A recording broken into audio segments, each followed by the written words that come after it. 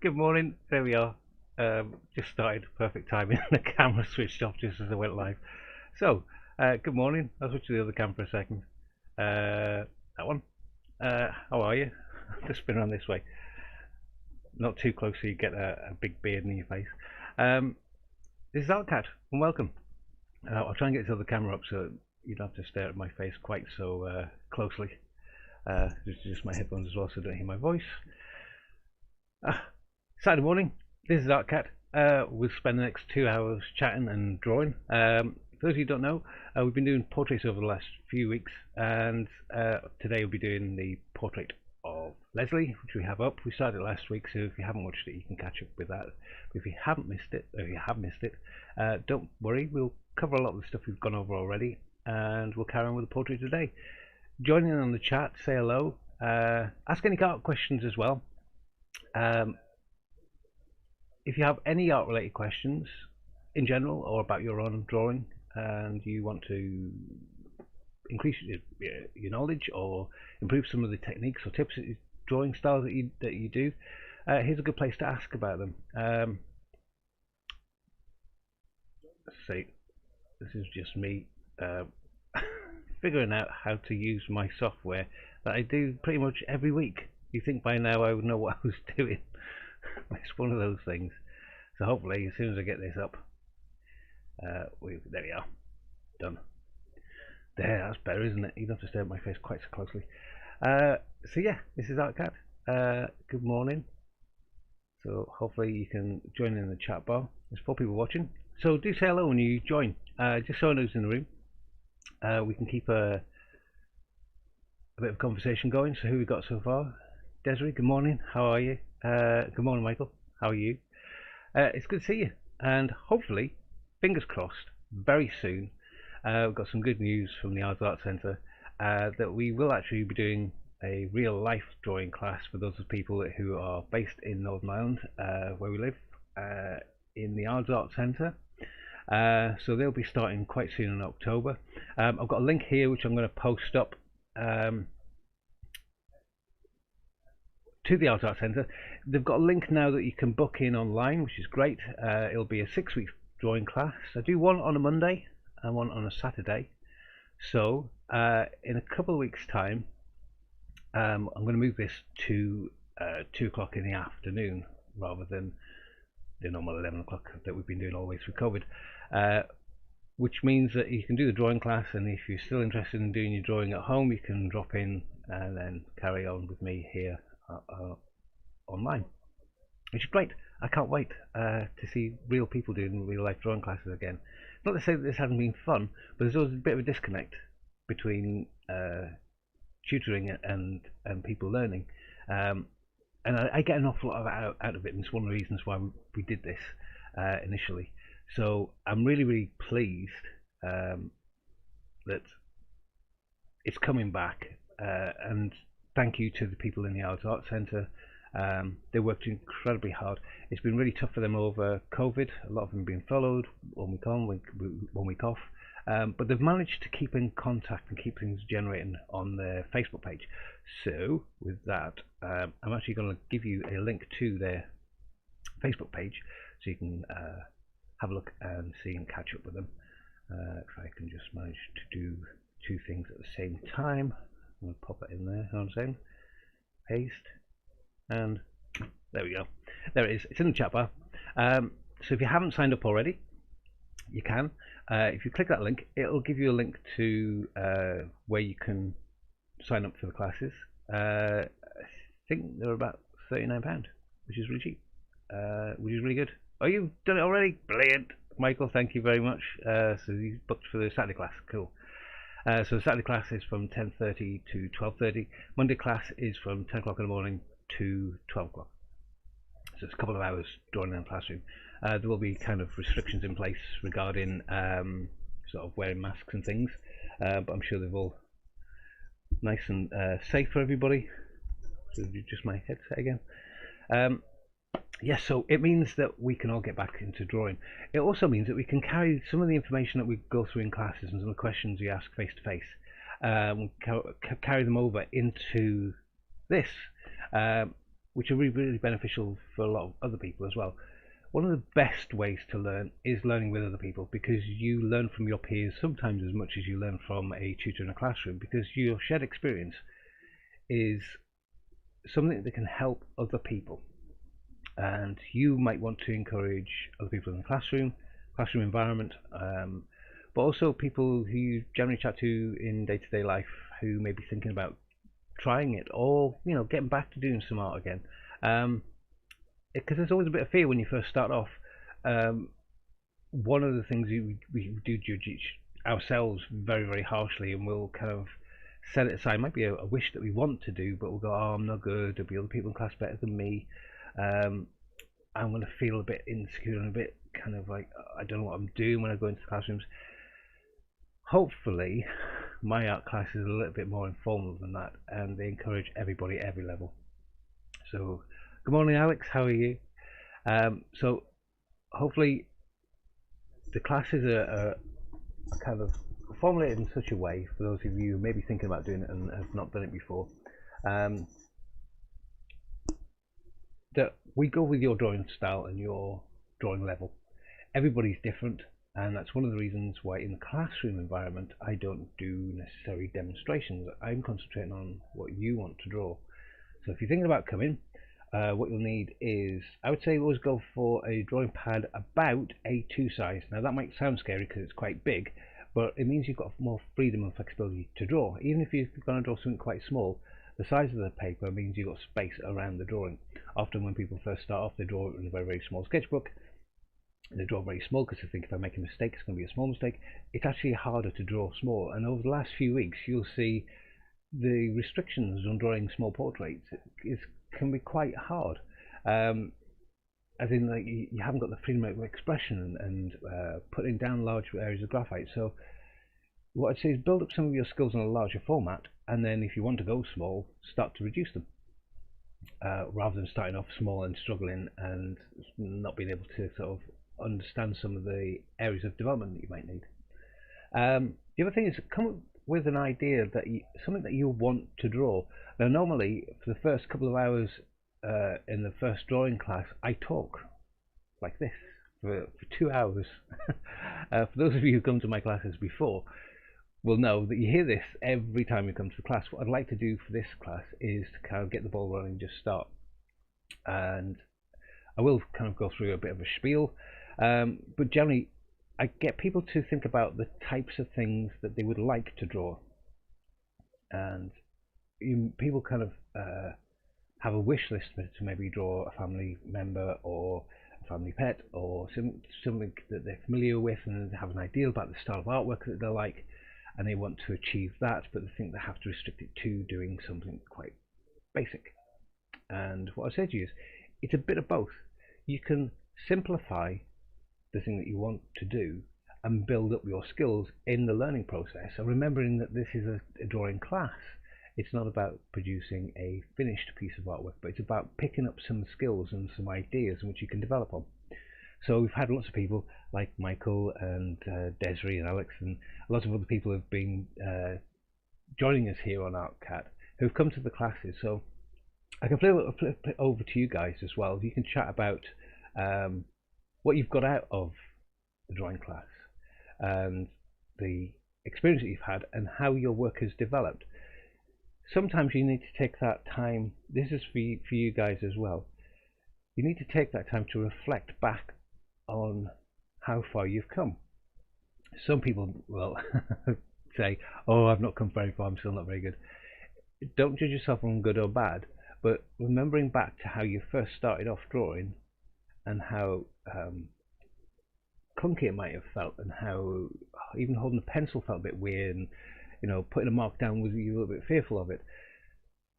Over the weeks that you've been coming to the drawing classes, and hopefully over the weeks that we've been doing ArtCat, you will begin to pick up some techniques and experiences that you feel a little bit more comfortable with. It might even be just the fear of the white page has gone, that you don't mind just sitting down and trying and not more worrying about making a mistake, but because the action of actually drawing improves your drawing. So hopefully you can chat about it in here to hopefully encourage a few people who may be thinking about it. But yeah, we're going to be carrying this on anyway. So if you guys still want to join this after doing the real life drawing, well, I say real life because this is real life as well, but the in-person drawing classes after, it would be great, I think. We had discussed a few people wanting to do sort of a 4-hour drawing class every week. So do 2 hours in the morning, have a break, and they do 2 hours in the afternoon. And if we get enough people to ask for it, hopefully the Arts Centre will facilitate that. But especially at the minute of COVID, we're trying it for a 6 weeks period. Obviously, the restrictions with COVID and sort of the uncertain conditions that we now face with peaks and rises of COVID levels and things. Hopefully, these 6 weeks can happen without any issues, and hopefully then again they'll run again in the new year, and then again if we can sort of hopefully build up, and then hopefully fingers crossed COVID kind of subsides, we'll get back to normal and doing the 10-week sessions. And we were looking at doing a life drawing class, but I think for this time we'll kind of give it a test the waters, see how it all works. Any improvements as well for this live broadcast, anything that you kind of maybe seen online that other people are doing, thing, your wish list that you might have had, things that we want to cover, do put them down in the chat, something that we can all work on. Desiree, the thing that you find most helpful is look at the shapes and spaces rather than trying to draw an eye. Yep, and those mouths. Yep, brilliant.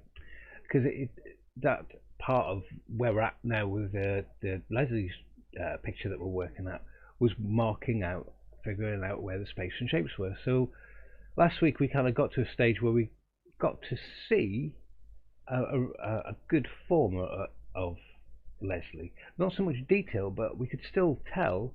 I'm sure if we put you in a lineup, Leslie, if you are watching this, you could tell it was you, even though there's not much detail in it, by the shape and the form that we started to build up. So I'm going to flick over to that camera. Drawing cam, that one, yay. Back up out of the way. Last week we had somebody making comments about my nose hairs. It's not actually nose hairs, it's beard hair. She had to grow for doing an extras part in a film that's being filmed here, and all this has to just grow wild. So it's not trimmed. It's not pretty to look at. That's why I'm trying to back up out of the way so you don't get a closer view of it. So yeah, we got Leslie's picture up.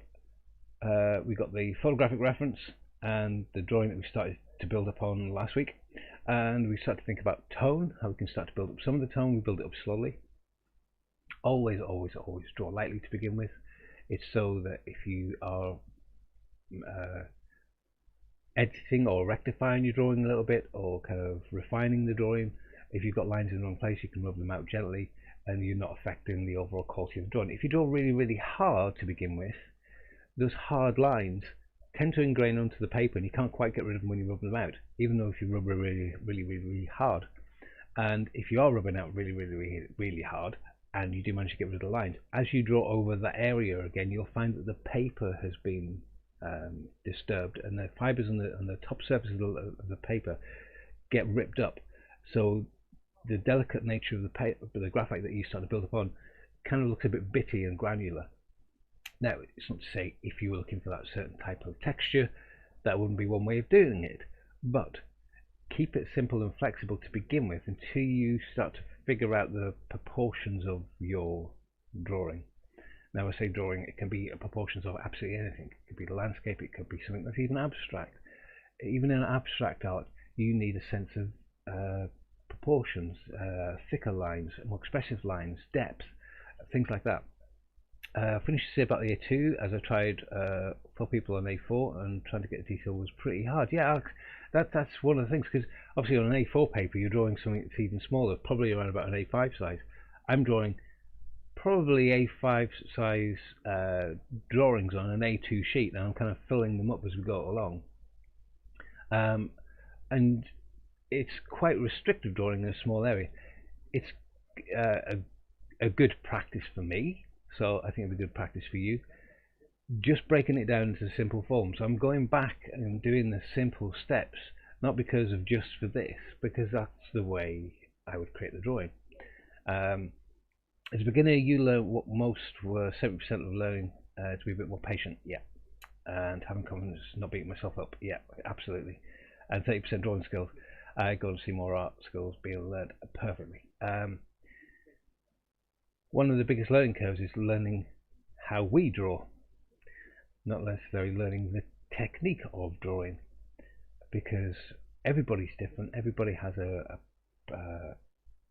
preference to a certain style of drawing, and also we have a tendency, and this is in general, that when we do something we're overly heavily critical of it and frustrated that it's not at the next level, and that frustration, if you feed it, builds to the point where you don't want to draw anymore. And we want to flip it around the other way, where you remove the frustration and any areas of development are a guide and something to sort of push you forward, so you can use your learning experience to guide you in which direction to go. So if you're having difficulty with something and it's a frustration, you kind of flip it around a little bit and go, okay, I'll tackle that area, rather than leaving it or pretending it doesn't exist. If it's a case of finding forms, practicing this stage over and over and over again without the intention of necessarily finishing the drawing. If you would just go to this stage over and over and over again, maybe different portraits and different people or different animals or different landscapes or whatever it is, and just quickly, and then start to build up that technique, so you can tackle it that way. If it's, say, laying down tone, rather than drawing a complex face and head, you could work out a tonal sheet where you just literally practicing the technique, and you can still draw as well the things that you want to draw. So you're adding the issue that is causing you frustration, you're taking away the frustration by practicing the issue, tone, forms, whatever it is, and then you can carry on with your portraits that you want to draw on the side. So another sheet on the side of the paper if you just want to practice different techniques, like layering down large areas of graphite, or if you want to bring in textures, you can experiment. Experimentation is a great way of learning. It takes the pressure off, because you're not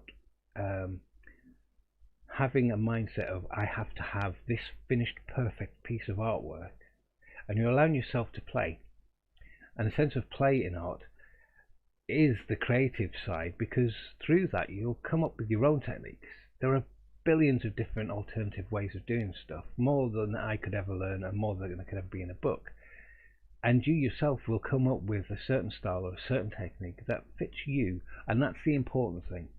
So I'm very conscious in classes that sometimes when you go to teach a class and people are starting out or have been kind of midway through and they're hitting the roadblock, and I teach them one way of doing something, they think that's it, and it isn't.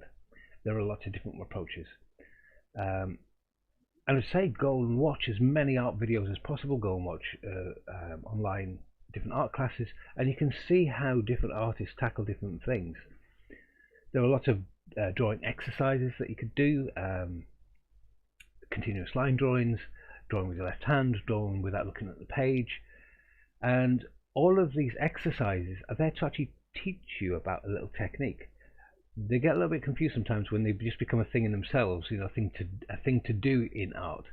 But if you are trying them out, look to see what effects it has. So what I mean by that is, if you, for example, you were looking without drawing, you might start to realize what I mean to looking without drawing without looking is when you have a sheet of paper in front of you, you don't look at it whilst you're just looking at the object that you're drawing, and you start to realize the connection between the object and your page, and it's important to look at the object and look at your page. There's other ones where you just look at your page and you don't look at the object, and you have to draw it from memory, and your memory will play tricks on you. So through observation we can adjust, and it doesn't matter if you're working from a photograph or you're working from life. Observation is an important thing, because there's lots of little nuances in a drawing. The further you delve into the nuances, the more realism you can create in your artwork, because there's more information there that you're pulling out and putting into your drawing. If you just look once and you kind of assume what people look like, you might be editing an awful lot of stuff out and you're stylizing something, which might be a good effect if that's your genre of artwork that you like. So these exercises have a point. They're not just some random thing that people do. Drawing with a continuous line is great when you first start off because your hand can move around more freely around your page and you can see where things are and adjust, but you have to be bouncing your eyes backwards and forwards.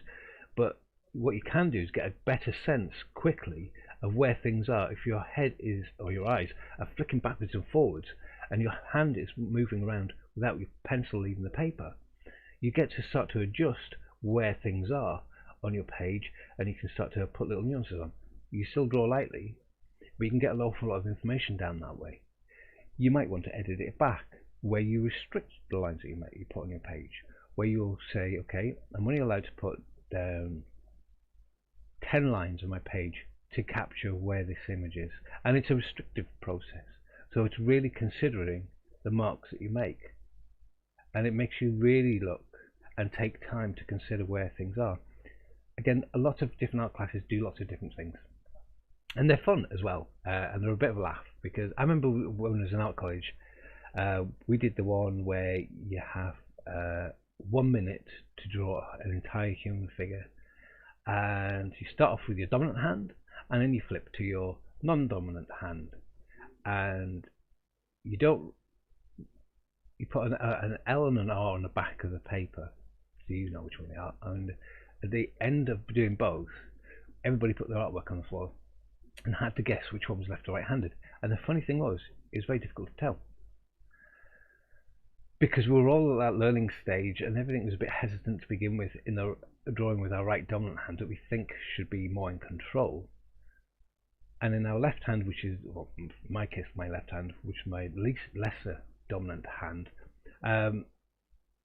because I'd spent a minute looking, I had more information down, and the drawing marks that I was making weren't that much different. And I would have thought myself as a student, this drawing's going to be terrible because it's done with my left hand, and this drawing's going to be a lot better because it's done with my right hand. And I couldn't figure out why there wasn't much of a difference between them.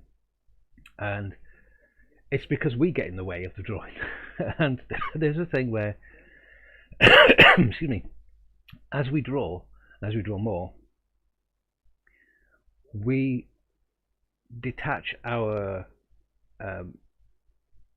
it's a bit of a balance. We kind of like take away our brain, our over critical brain, and the one that beats us up every time we make a mistake. That is diminished, and we allow our eyes to go straight to our hands so we can make informed judgments. Now, it's not to say that we're not thinking at all. What I'm saying is we can guide the pencil. We're not worried about it so much. Like, this just needs to go left, right, up, down, and you move things around as you draw because you're going straight from your eye to your hand. So from the observation to your eye to your hand, and there's a bit of a flow there. If we analyze it too much and go, oh, I should move there, and maybe should go up there, and oh, I haven't got that hair, we'll be concentrated on smaller, finer details. We look more and more into that one little bit, and we might miss the point of getting everything else in proportion with itself before moving into detail. So it's one of those reasons as well. But check them out, try them out. There'll be a plethora of loads of different drawing exercises and things to try out online. But try some, let me know how you get on. Have you ever tried any so far yourself? There's some really good drawing classes there. There's one with Joe Hattie in the Art Centre, who is about experimental drawing, and it's not about necessarily coming away with a finished artwork, and it's more about the experimentation side of drawing. And you can pick up an awful lot of things that you might not have even thought about trying yourself, like drawing with a stick. You know, put a piece of chalk in the end of a stick and drawing on a black page, and the extension of the control and refinement that you might find with a pencil in your hand disappears, but you might get larger, more gestural, sweeping marks, which might be very interesting for your artwork that you might want to try. So there's a bit of control where you can pull it back and go, okay, I'm going to try a larger sheet of paper, and I'm going to try doing it with a pencil, but I'm going to try drawing with my arm straight out. And get these larger gestural marks because I quite like them in the exercise, and I want to try and transfer them into my drawing style. And once you start doing this, you start to realize some of the marks that you start to make are very similar to some of the artworks that you like, that you've seen. And therefore it builds a little bit of confidence up that you can achieve lots of the same qualities in the artworks that you like. It's just a combination in which you put them together. And I'd say that's a personal thing.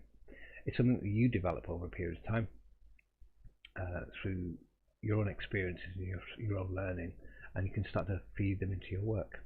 So hopefully that's all great and groovy. Again, if you have any questions about what you've done so far, how you've done things, problems that you're having, issues that you want me to cover, pop them down in the chat and we can chat about them, or we might even do a little demo on them. The other thing I'm going to say is I will be here, I think, next week. Oh yeah, I will be here next week, but not the week after. I'm taking a little weekend break just before the art classes start, because we're going to go away for a couple of days. And for those of you who don't know, we went off ring hunting last week, and we got a nice ring. Haven't asked the question. Andrew knows it's coming, by the way. She picked the ring, so there's no big secret or anything. So yeah, hopefully we're getting the ring back, and so we're getting engaged. So there's some good news for you. There's no date set. We're just gonna do it bit by bit, which we really look forward to. So something we've talked about for a long time, and yeah, so really good week, especially from the pizza box competition, which is awesome, because there's a picture of Andrea holding a pineapple in a pizza box for Pizza Wing, little pizzeria place in here in Northern Ireland. So thank you to those guys as well. I was blown away. There was some amazing artworks there, and yeah, to be chosen is quite a special thing. I'd because this was pre-COVID that the competition ran, and I thought, oh, because of COVID and the restrictions and all the rest of it, maybe it's been set aside, and that's fine. But no, the competition was still alive, and they managed to get together and choose one, and mine was a winner. So I was blown away.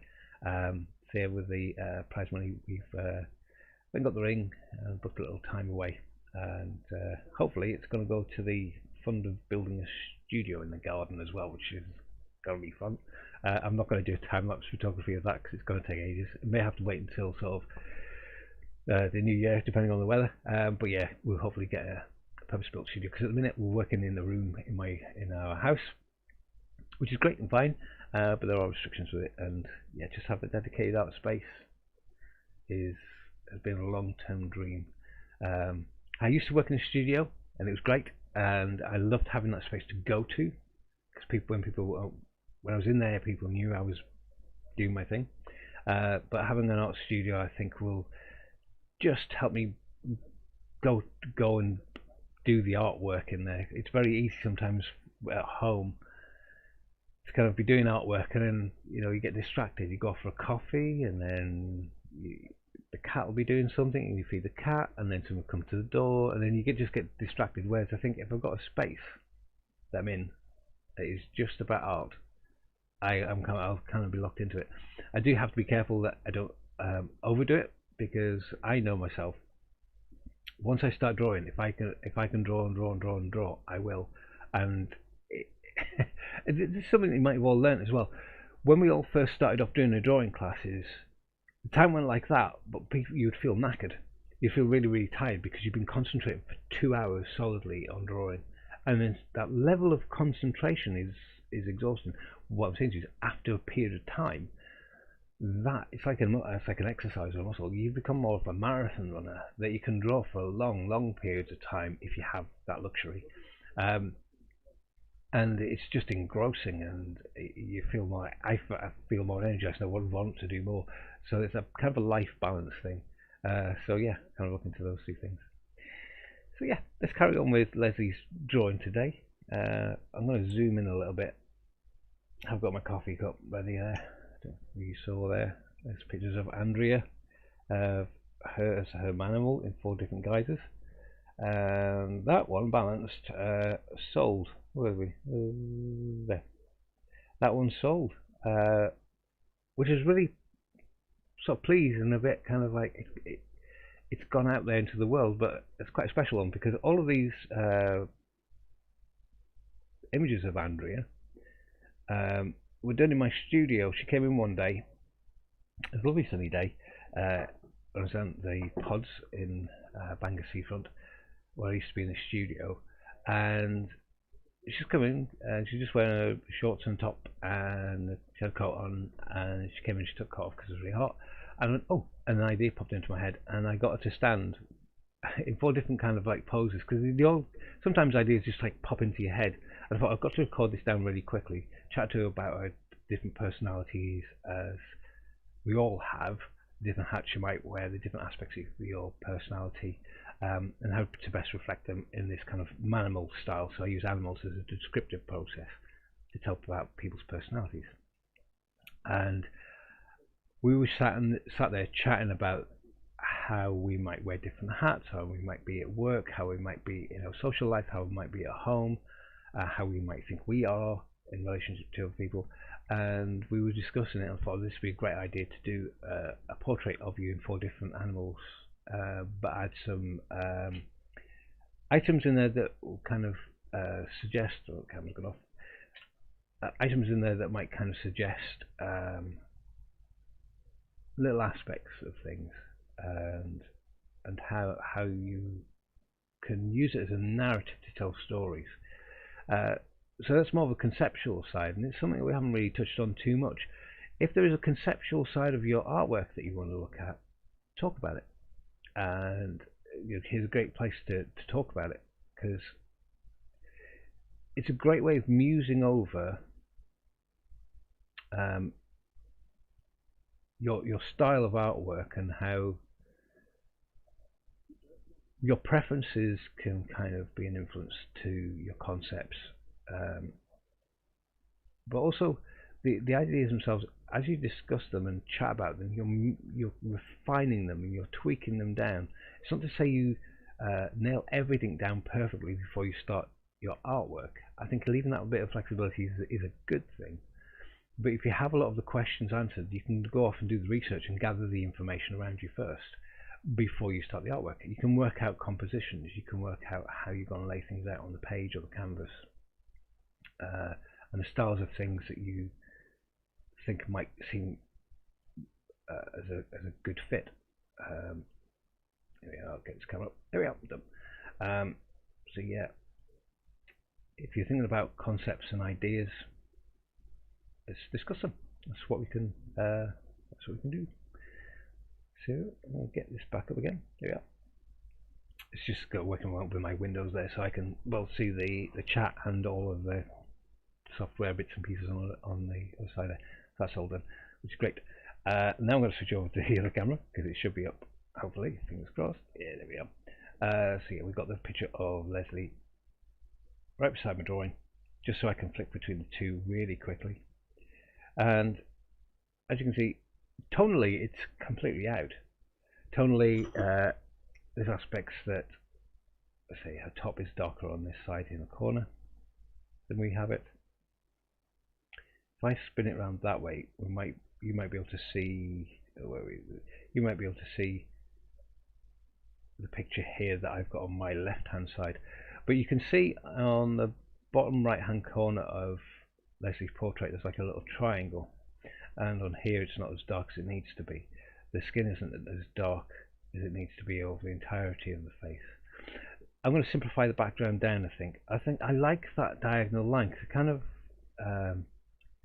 breaks up the portrait. It helps push Leslie forward a little bit. It gives a sense of depth, of proportions. But there's a lovely flat crisp area which I'm just going to put in just as a helpful guideline. But I can see where that line comes out from this part of the hair, and it comes down this way. And to get the angle, I can look at the point of where it comes out of the wall there. If I drew a straight line across that point, so if I draw a straight line across here, I can see where that point comes to. Is about there. Then I can start off with this line here and join these two together. So going straight across from this point, and seeing where that would hit. It's kind of midway down there. If I put that line in for now, I'll take it away in a second. And then I can continue that line coming out through the drawing. As you can see, I've kind of edited the top a little bit. I've brought, let's pan it up a little bit. Yeah. I've edited the top out because I thought there was a lot of ceiling in there, which is okay for the shot, Leslie. It's not a problem. But I've just kind of cropped it down. So I'm not going to be able to use the side because it's not the same proportions, but I can see that angle and how that comes out from that side. Now putting that line in isn't just me putting a simple line down. You can see how I kind of planned out where I was going to go, but putting the mark down, I can kind of ghost a little bit. I can go over the angle, and you get like a tracing effect when you're moving your pencil backwards and forwards, and it kind of gives you a ghost line without putting any marks on the page. And it also creates muscle memory because you're moving your hand backwards and forwards about the direction that you'd like the mark to be. And when you kind of feel like, yeah, that's where it needs to go, you can slowly introduce the pencil to get that angle in. So people often say, oh, it looks really effortless, so you just walk up and you do that. I don't. I'll often kind of plan out where I visually see it start and stop, and I might work my hand backwards and forward a couple of times, and then I can introduce pencil, put the mark down. So as you do this more often, you can refine that skill. You might have a lot of fluffy lines, so if you wanted to refine it, you can get rid of them. I can get rid of that line that I drew straight across now to this point.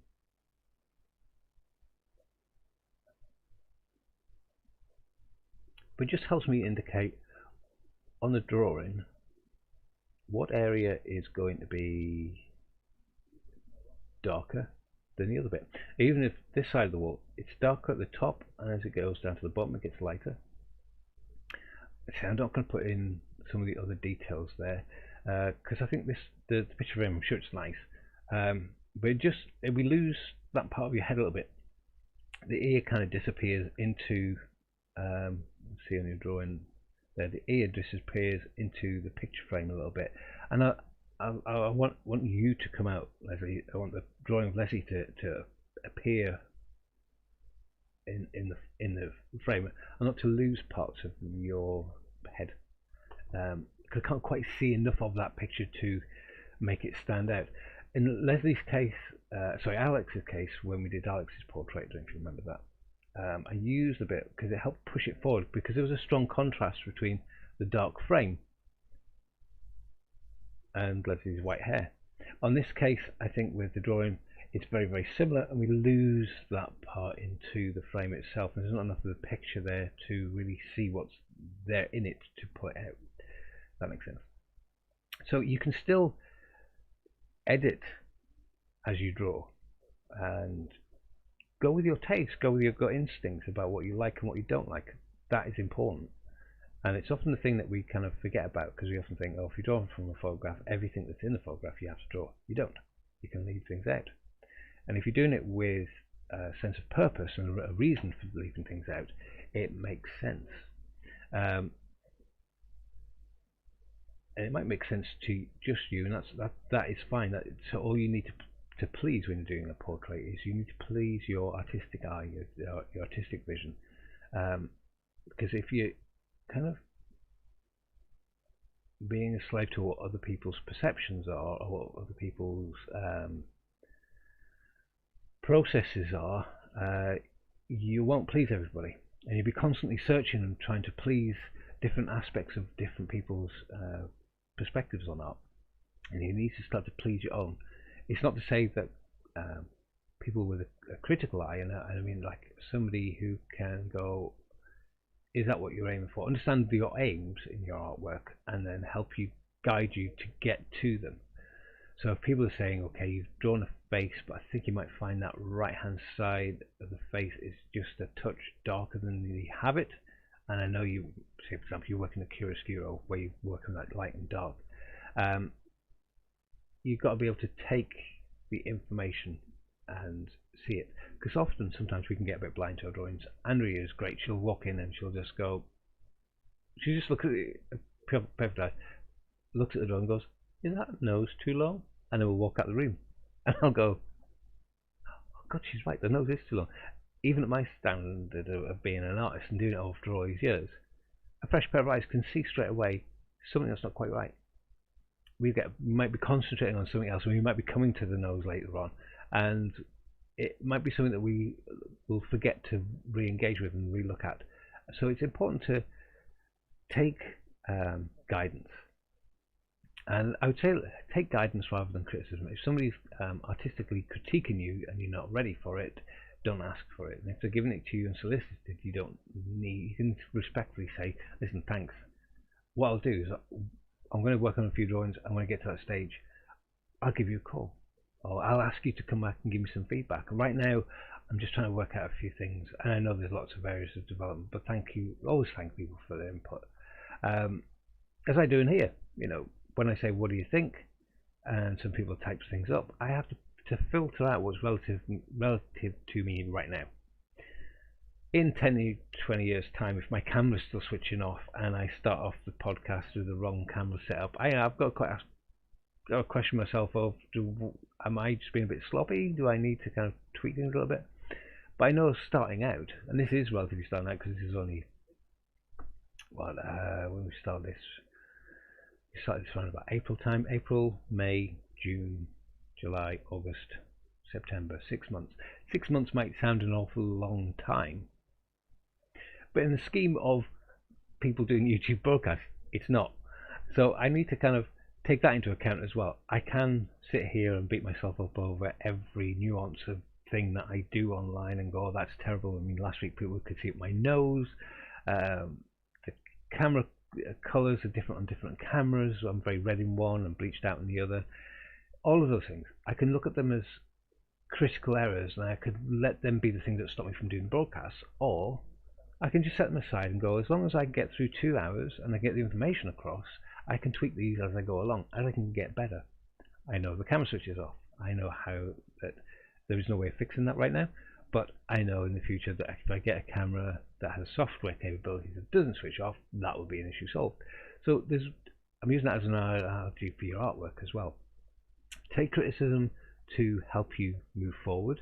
If it's something that starts to demoralize you, pause it. You're allowed to say, "Thanks very much, but not right now.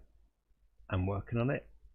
I will come back to you because I'd like you to see it when I'm ready to show it to you, or I'm ready to help develop the work, because your eye is great." You've also got to take it on the chin occasionally where people just don't like it, and that's fine because you can't please everybody. If you're getting the artistic enjoyment out of your artwork, you will move forward. If you're not getting the artistic enjoyment out of your artwork, take a step, take a pause, have a look at it. What is it you'd like to do? What is it you'd like to improve? And use that as a guide to move you forward. So there's always a way of turning the juggernaut around, because we have this kind of, as I say, we have this kind of tsunami effect of ripping our artwork apart, telling everybody what's wrong with it. Oh my God, that's different. That shouldn't be that way. That should be better this way. I could be a better artist. I could do this. I could do that. And if we only concentrate on the negatives, it's very hard to look at our artwork objectively, to see the qualities that are actually working for us and build upon them, rather than looking at all the things that we need to work on to improve and just concentrate on them. So you're just going, "I'm no good." That will distract you from drawing, and there'll be an excuse. We'll build it into an excuse pattern where we'll go, "Oh, that's the reason why I'm not good at it. I should just doesn't bother drawing. That's it. That's fine." There's always a route around a drawing issue. Interesting conversation we had earlier this week where we were chatting about perspective space, and I was chatting with somebody who was telling me about, I can't remember the correct phrase of it now, but periscopic vision, where we see depth and we can see form in things, and with some people it's not a problem, and other people find that incredibly difficult and frustrating, and it's because some people can't physically see. in that form. It doesn't mean to say they can't be artists. They'll have it in some. They'll have some sort of depth perception, but in the analytical way of drawing, it's very hard to see depth. So translating a three-dimensional thing in front of you into two-dimensionals, there's a massive leap. Whereas some people have a periscopic vision, they can see the image, understand its shape and space, and put that into it. But the tips and tricks around it are very similar to the way we've been drawing, where you break the image down. Drawing from a photograph is one way around it because it automatically flattens it for you. You can see the shapes. You could literally trace out the shape of things and put that into your picture. So that's one way around it. The other way around it is to break it into simple forms or simple shapes and simple lines. And I'd say, to be honest with you, if you have a look through most art, the initial marking out, again, if you're going from abstract expressionism, because they'll kind of make little marks everywhere and build it up from there and then put the expressive marks in afterwards, and they'll give themselves a little guide to work from, if it's like one point to another point and you just want a big brush stroke, or they'll make some, as we discussed, ghosting before they put the mark down, and it looks like a flourish and it looks so effortless and easy. But the practice of putting marks down and doing that is something that's repetitive, so they build up a skill set. Often we think when we're looking at a drawing, we start from stage one, is how do I get to that now? And I just want the answer. Tell me how to do that now. And there is no one way of doing it. You will have to spend the time and enjoy the time. That's the important thing. Enjoy the time in drawing it out. Making the mistakes. Make the mistakes a part of your process. Let them inform you. So when you put a mark down, you're going, right, I'm drawing, say for example, I'm drawing an eye. Well, it's not right until everything is right, because you might have it in the wrong place. So you put a little mark down of the location first. You might then look at shape next. You might look at light and how that light falls across the eye shape. All of these things build upon a certain sense of realism or guide that you're working towards. If you have a look at Picasso, he deconstructed the head and looked at where you could see both eyes at the same time on a profile. He moved things around, he tweaked them, he pulled them apart and put them back together in different formats. He exaggerated things about people. He gave a sharpness to people to inform on their personality. He gave a roundness to people that give them a certain feeling. He played with the colour. He played with the mark making. He could paint in a very realistic way, but he started to expand and explore into the mark making process, into describing the otherness of portraits. Portraits aren't just about what people look like, it's their otherness. You're trying to say something about their personality, and through drawing and experimentation you can start to pull that element out. It's a poetry side of art, and putting that into your artwork as well. And that's something that's a kind of a self-exploration, and it's fun to do. It can be a challenging thing, because the only person you have as your guide as to what is right for you and not right for you is you. You can ask other people's opinion on how they might read your artwork, and listen to them and think, okay, that's coming across in the wrong way, maybe I need to kind of readjust my drawing, or perfect, it's coming, what I was intending is coming across great, I can expand on that a little bit more. So it's one of those balances about the technical narrative and your conceptual narrative, how they merge. Technically, what do you want to do? I want to do a portrait. Your artistic narrative, your conceptual narrative, what is that portrait about? How you want that person to come across? Can you play with different light? Can you play with different mark making to express certain different nuances in that person's portrait, their artistic otherness? That's what I'm trying to get. Hopefully that made sense. It was a bit of a long rant. Way too long, because I think that's the first hour of me chatting and not drawing, but we did get one line done. So yeah, I'm going to blatter on with this. So if you've got any questions, do ask. I'll keep on drawing along the way. We've got a few people in the room, so yeah, if you join us, do say hello, so we know you're there. So far we have Desiree, Michael, Alex, and Desiree, Michael, Alex. Yeah, we've got a couple of other people watching quietly.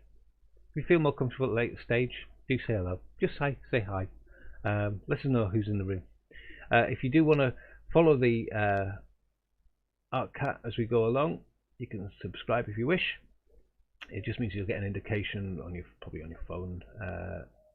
Just say we've gone live and there's another one. We do it every week anyway, so you can always follow us here. We will be moving this in a couple of weeks' time to 2 o'clock in the afternoon on Saturday. It's Greenwich Mean Time here in the UK, and yeah, it just means that you'll get an indication to let you know that we've gone live, or there's another video to watch at your leisure. It's always kind of, I find it really good when I go shopping for Tesco's, like a local supermarket, to buy my our weekly food.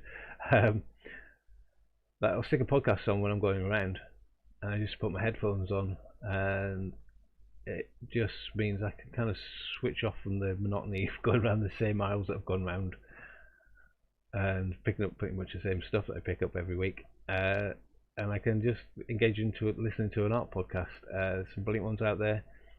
Talked about them before. John Dalton does a really good one called Gently Does It. You should check him out. There's the Jealous Curator. She's got some really good podcasts as well. Any other good podcasts that you've heard of? Let me know. So it's like keep an ear out for different art chats and things. Even just discussing different topics. If you've got one of the good things about kind of artwork, I find one of the things I really enjoy is kind of the research side of it. It really helps refine the artistic side of your concept, where you start to look into different areas. So, for example, how I might use animals in my drawing to describe people. As I pick something up, I might hear a story, or it might be a film, or it might be a different culture who have a different aspect of an animal. I might want to find out about it and use it in my artwork. It all adds to the style of building into your concept, building into your artwork. So it's good to keep your creative side fed. It's not just solely about the technical side. Technical side will help you achieve what the artwork is. We have to wear masks during the class. Yep. We should take advantage of this and do a Banksy aerosol art section. Well, I was just thinking about that. It's like, would Banksy, if he came onto TV now, could anybody see him? If he imagine if he did like phone jacker, pulled his head down, put his mask on, went, "Hello, I'm Banksy." You still wouldn't know who he was. So I don't think there'd be any spray paint in the classroom because we're indoors and there's obviously a aerosol problem, and I don't think our art centre would like us to spray their lovely walls. So yeah, we could try it. And Banksy, if you are listening, yeah, you're more than welcome to come to the drawing classes and enjoy yourself, but there'll be no spray paint, unfortunately. Yeah. I love graffiti art. Have done for many years. There's many good artists here in Northern Ireland who are putting artwork out there for people to enjoy. And one of the things I love about it is people can engage with it. There is a fear still that pervades our society as we've disassociated ourselves from, in general, people disassociated themselves from art. Where graffiti artwork puts it right back in your face, and people do have an opinion about it. People are fearful over their knowledge of art, which is quite sad because your opinion matters. Your opinion is valid about artwork, and what you think is personally important, and that's where art should spark conversations and challenge people's perceptions on things. But it also should be about an interest and an inquisitive nature, and about enjoying the beauty of something, as well maybe enjoying the ugliness of something. When I say that, you can have uh, say a picture of an animal called the eye, which is an ugly animal, but when you paint it, it might be a beautiful painting. You might have a beautiful picture of someone and their ideologically sense of beauty, but you put them in an ugly situation, and it might be a confrontational piece of artwork.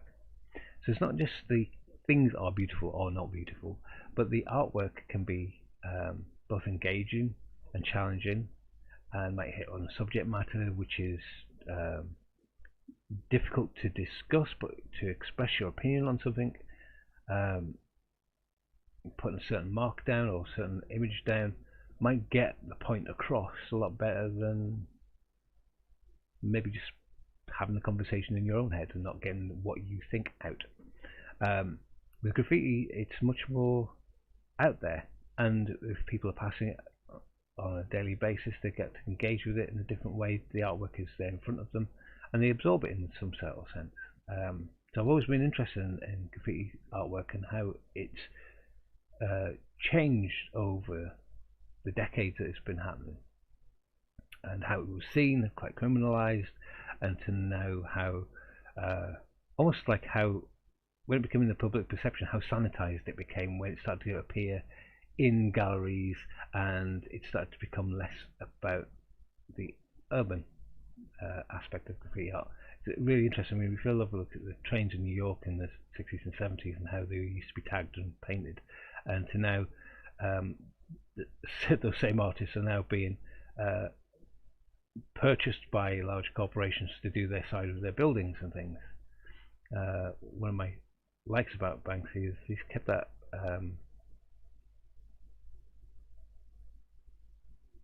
individualism in his creative process, that you're not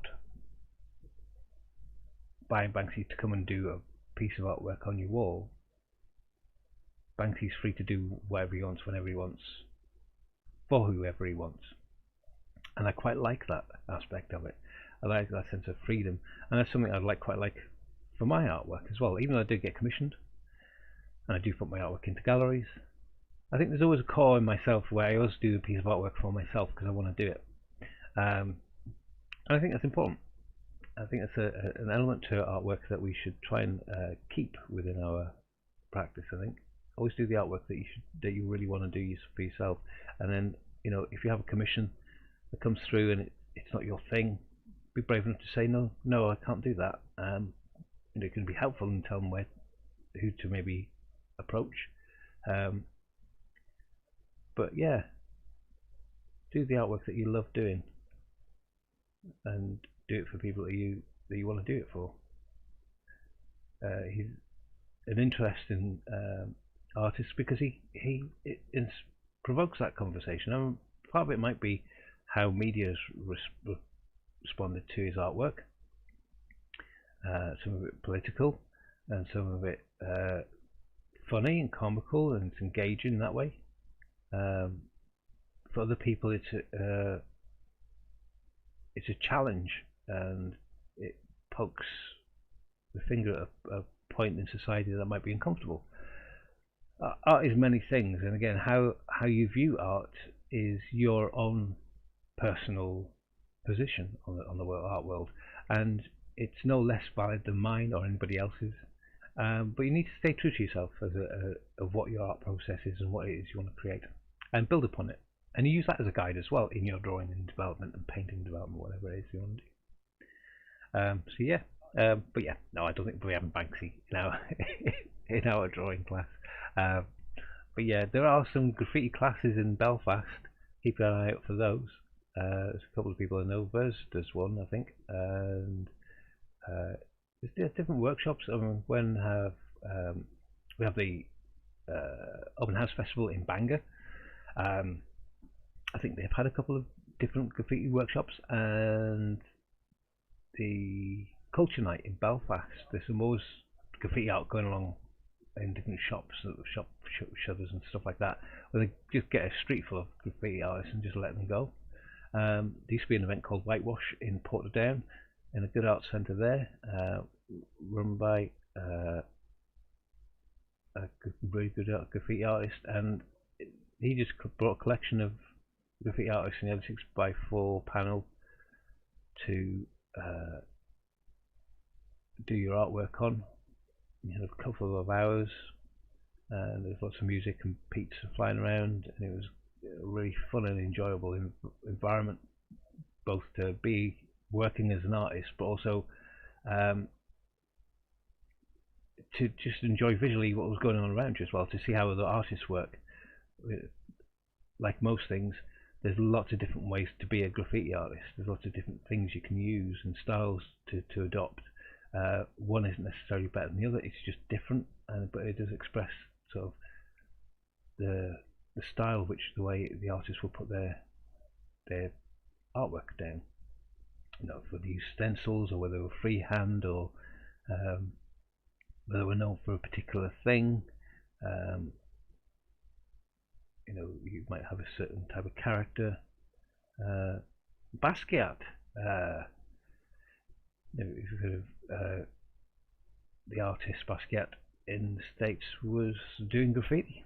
Um, you might say he was one of the first initial crossover artists from the street graffiti world into the gallery world, but you know, for him it was about expression of his mark making. It was just a surface from which to draw on, because he might not have any paint.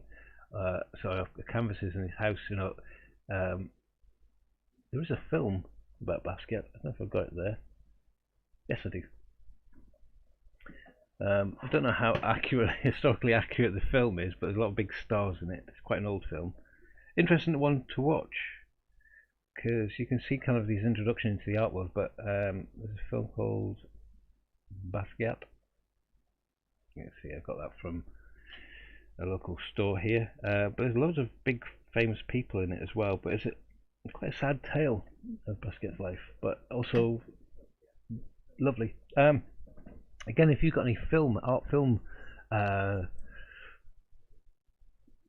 tips to go and watch, let us know. I've got quite a few of them already. Some really interesting ones out there. Some ones that are historically inaccurate, but still good movies to watch. It's like with most movies and things, you kind of want to tell a tale and keep the artistic narrative of the filmmaker alive. It's not always to follow the documentary historical timeline of things, so sometimes there's a bit of tweaking going on. What do they say in most sort of documentaries? Sometimes the names and faces have been changed, and there's a bit of artistic license that goes on with a few things to give you a storyline in these art films. Another good one I liked Frida. That's a really good one. If you saw that one. Well, turn the camera the right way. I've got Frida Kahlo. Brilliant film, but well acted.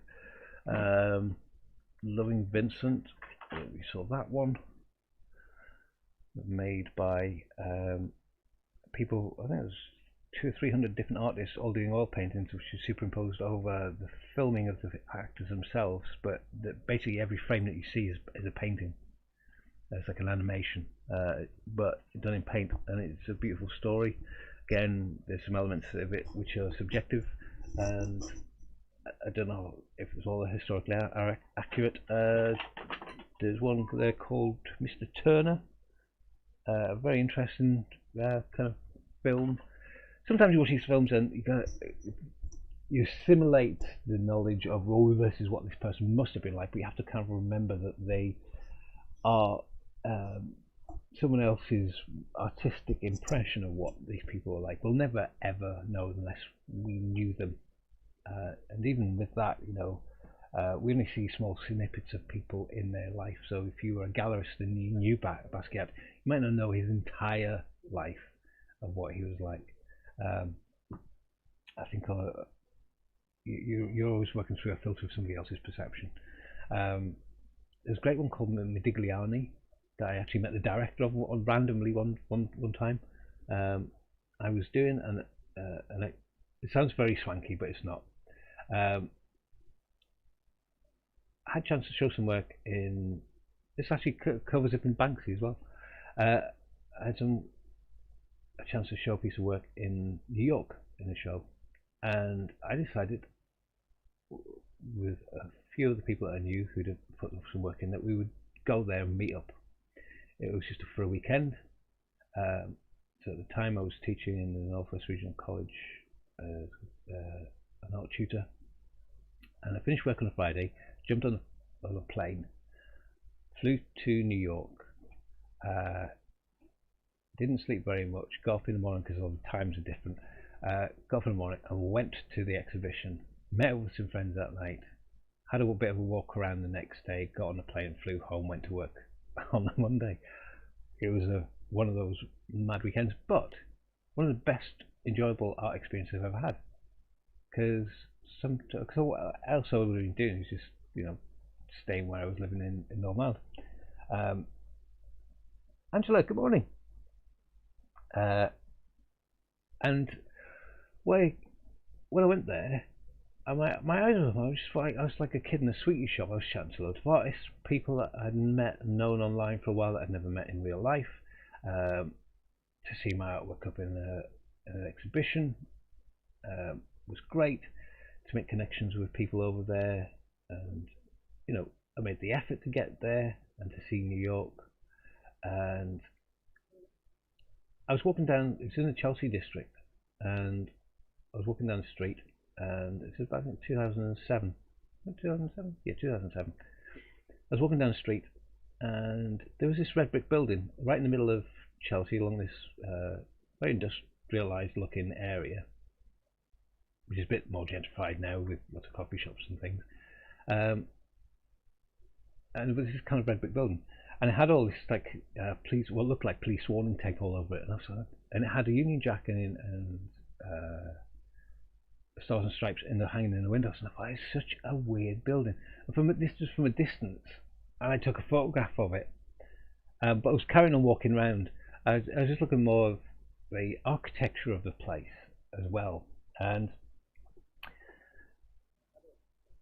Tim Vermeer thinks of fashion. Okay, yeah, cool. Is this Tim's Vermeer gold pearl earring that you talk about, Alex? This one. Is it that one?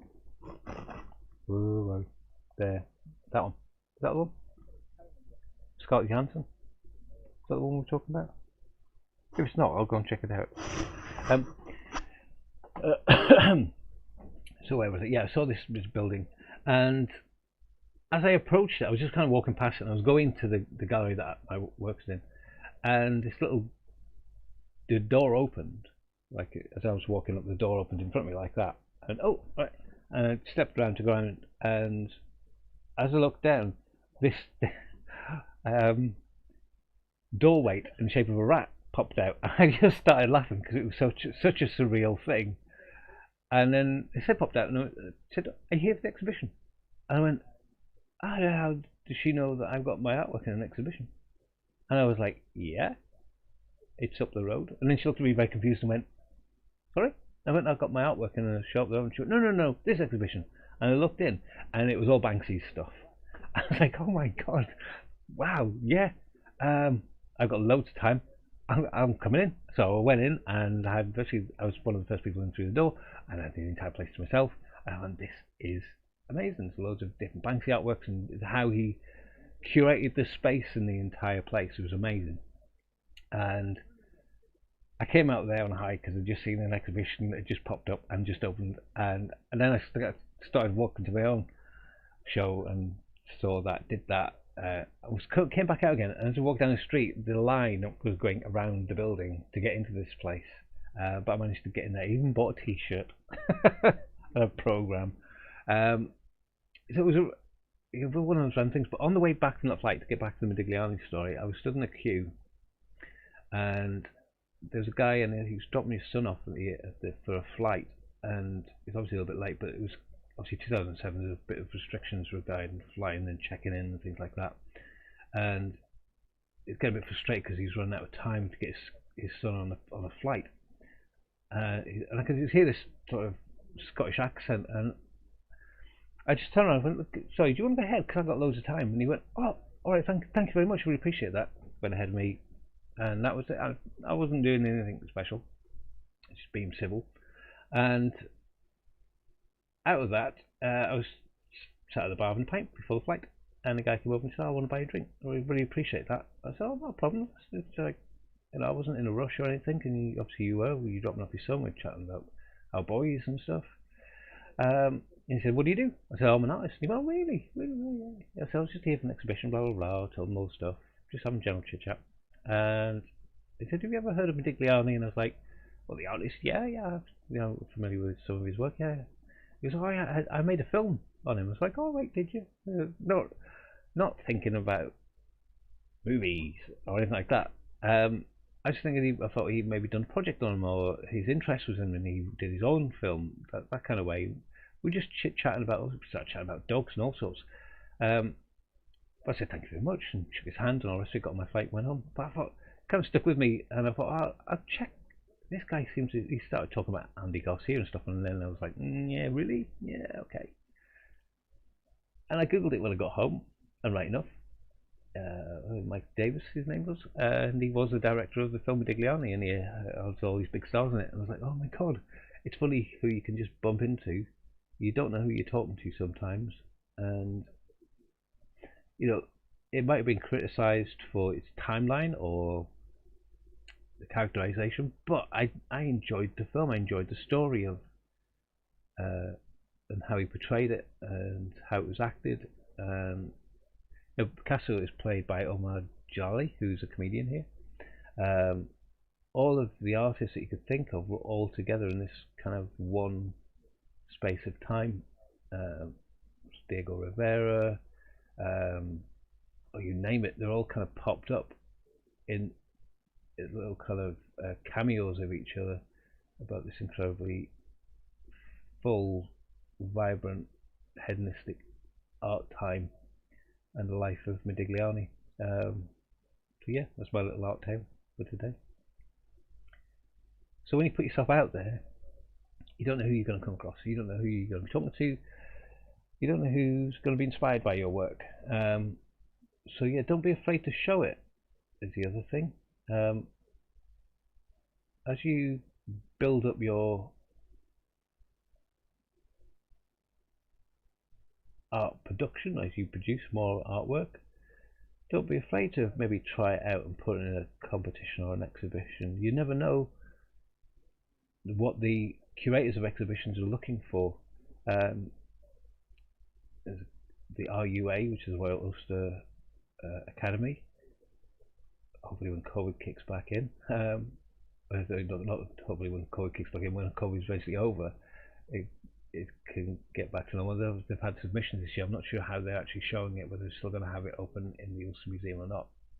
But open submissions and things like that are open to everybody, where you can try it and put your artwork in there and see how it fares. And you may be surprised. I've had a lot of friends who kind of just started off on the artwork and put their artwork in to try it out, to see if just the practice and guide of going, I've got a date to have this artwork by, that kind of I don't want to say curated guide, but it's almost like a point. This artwork has to be done by then, and it gives them a focus in which to work on. And just the process of then getting it ready, putting the certain conditions on it, like it needs to have a label on the back, and it needs to have this information on it, and it needs to do this, and it needs to be framed or not framed, or you describe it. It gets them to think about their work in a slightly different manner. And then you put it in there, and it can get in and not get in. I've put work in there before, and it's not got in and got into other exhibitions. I've put artwork in there, and it's got in, which is great. But it's not the be all and end all. It's kind of the buzz when you drop your artwork off, and the buzz when you pick it up. When you've been rejected, or when you pick it up when the exhibition's over. Um, but it's open to everybody. All the great and the good are there, so your work could then be shown by somebody who's very well established here. They have artwork now appearing from different corners of the world, which is great to kind of open the artistic art world up in Northern Ireland, to kind of expose people to different art forms and different art processes and art, thoughts and things. So it's always an interesting show to go and see. And there's lots of different now art competitions on out and about. So like the pizza box art competition for Little Wing, that was open to everybody, and there were some good artists who put some work in there as well. And there, there were some uh, artists there who call themselves amateurs, but their artwork was really good, and I really liked it. And they're not professional artists; they're people who just enjoy doing art. They put their artwork in there. There's some brilliant kids ones that were put in there as well, and you know, I consider myself lucky that I won. Um, but I could have talked myself out of it and just gone, "Ah, it's just a pizza box." But who's to say that my artwork getting out into the hands of lots and lots of people in different areas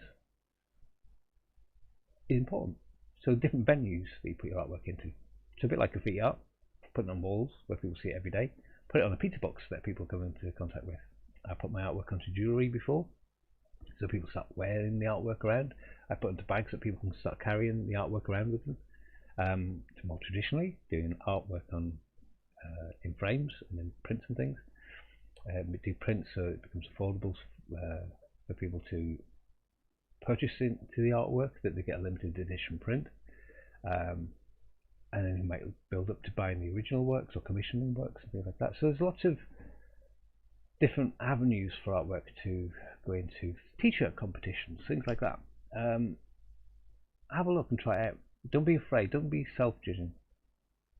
It's a good way of figuring out where you are in your artworks as well. When you start to see what's selected in artworks and you start to feel, okay, I thought my artwork was here, but when I see the level of artwork, I realise there's a bit more to go. Or, oh, I didn't think I'd go anywhere in this competition, and I actually think my artwork is better than I initially thought it was. It's a guide. It's a little kind of subjective guide, because not always does something get chosen as a winner would be your first choice.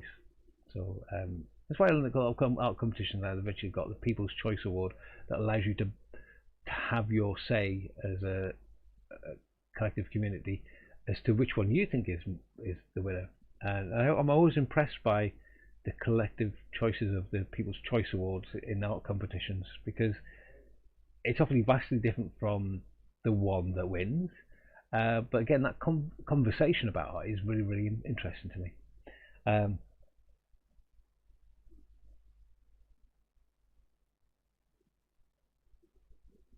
so I tried to explain, but said text too long. Did the previous comment get published?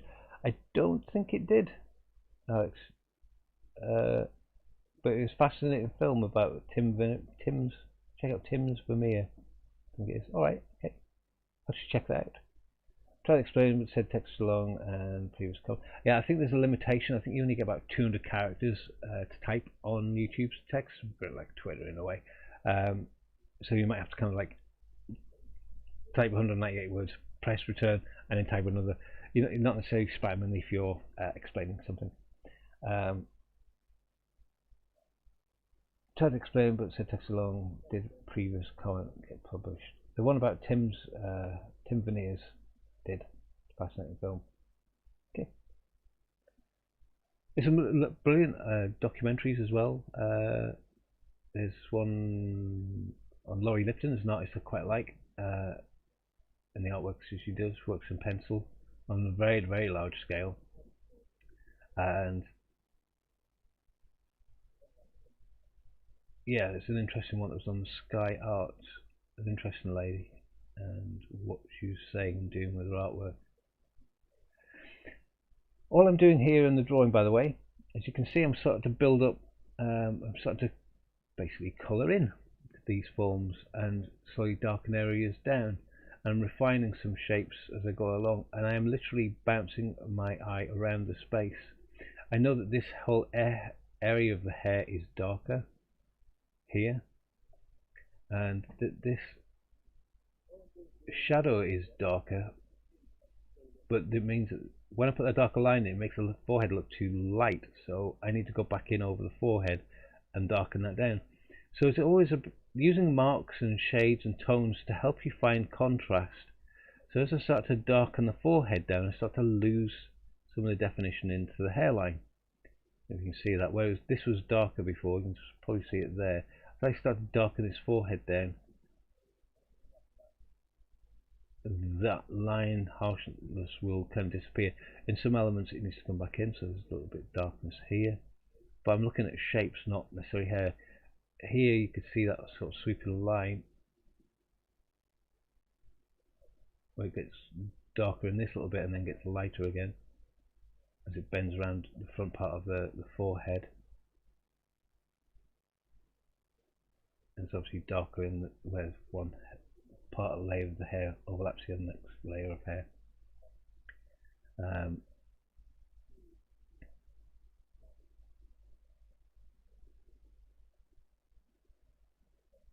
And that's what I'm kind of working on, because I've got most of the forms of where things are. I notice that this part here is darker, which helps bring this front part of the cheek out. There's a slight shadow just there. I think the entirety of this cheek is a lot darker, barring that little highlight here and another one just beside the nostril on this side. So I can work that shadow up and build it up. And I'm just concentrating about trying to put down an even layer of graphite. Then we come to the underside of a cheekbone. You can see how it starts to get darker. So this is where we start to think about the forms of the head. Remember I was showing you a couple of weeks ago the little skeleton that I've made with half of the muscle features. I'm starting to see how it's not just flat, although we've got the photographic image which is flat. The head itself is a three-dimensional shape, and it goes in and out and over and around. And when we're drawing somebody, we can get a perception of what that's like because we've got our own face to kind of feel it on, where we can feel sort of the cheekbone coming down and how that kind of curves around and goes in. Now my face is very much different to Leslie's. I'm sure Leslie would be very happy about that because of, you know, look at it. So there's different structures there. Her cheekbones might be slightly higher. She obviously has no beard, and it's how the tonal shift might change slightly. But I get the general understanding of what I'm drawing as a shape and how that might move around the space. So when I'm drawing it, I get a sense of, okay, there's a dark little bit of shadow which comes in there, which is the side of a nose, which is slightly darker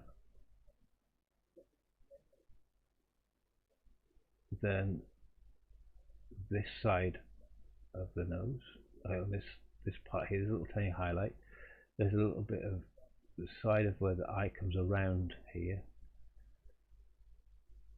which is a little bit darker in tone, but maybe not as dark as this bit, and how they all match together, blend together, and where they blend together as well. So I start to think about shadow shapes, and you can draw shadow shapes in just as much as you can draw the shape of the head and the shoulders and things. You can draw the actual shadow shapes within the form and start to build those up as structures in which to kind of fill in and then work out which one's dark, which one's lighter, which one merges and which one has a harder shape. So this shadow that I initially put beside her nose was quite dark initially in comparison with everything else. Is now appearing quite light, so I'm going to go back in and slightly darken it down. Still keeping to the same format, but I start to build it up a little bit. So you can see how building your layers of graphite on top of each other, slowly building up the darknesses, softening and blending in some of the edges on the shapes of shadows, and in other areas keeping them nice and crisp, gives you that three-dimensionality that starts to build up. Occasionally step back and review it and see what it looks like. You can see obviously I've not put the darkness of her eyes in, but if I was to just slowly, lightly shadow those eyes, I get to see how her eyes start to pop out a little bit. You know, the nose itself is quite blank, but there's lots of shadow on there still, so I'll give it a base coat. When I say a base coat, there's no wash, it's just one layer of pencil going over it very lightly. And how that moves into the forehead. See, there's a little bit of shadow that comes along that side, and it comes down on this side.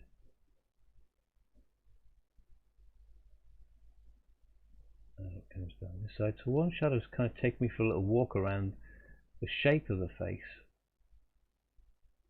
Comes into there. And that side of the nose is in shadow. It comes down there.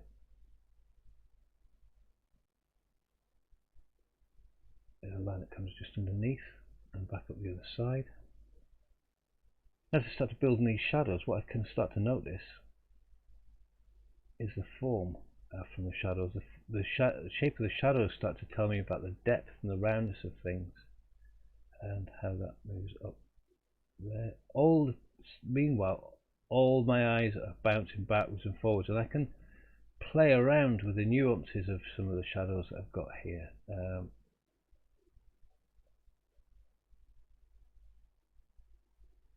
A little bit more of a shadow there, just underneath that nose. From that nostril, it kind of matches up almost with a straight line to that point there. Just giving me a slightly darker oak, and then it's extended. It comes around and gives me the underside of her nose. So let me see that. I'm going to zoom that in a little bit. You found the word limit a little bit too late. Sorry about that, Alex. Yeah. I only found it out the other day as well. I think it says 0-200 for the word, for the character count when you're typing something as a chat. So if you do need to say something which is a little bit long, you can always hit return and then type something else as well. You probably see that a little bit closer as I'm starting to build it up. How that shadow that I had there is a straight line. Catching up to, do you remember when we did this triangle bit here? It's a little tiny shadow. We did that last week. It wasn't dark enough when I started shading it all in, but then I realised if you continue that line out, you actually get the bottom part of that shadow, which continues and connects you to the bottom underside part of that nose. So all of these things are still connected, the space, and how that connects to that shadow there, that nose, because it's in line with that one, but it doesn't necessarily connect as strongly as this line does. Thinking that the light comes from this way, and the light is catching on the underside of this nose here. On this side, it's cast shadow. I'm starting to feel that the shadow comes down that way. And again, all of this is still easily changed. You know, I'm not a slave to these dark lines because I'm putting them in so lightly and delicately that if there is anything I need to remove or change, I can do still. And I can start to see there's some marks and lines here which are at the top of the eyelid, which can just help me build some depth into this eye so it's not quite so flat looking. This side of this side of the mouth is a lot darker than that side. Well, I say a lot, it's not much. It's a little tiny shade or two darker on this side.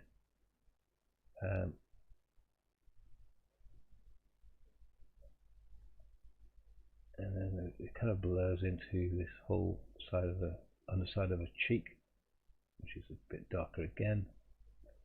Again, as we get further away from the light side, we start to hit a tonal depth or two darker.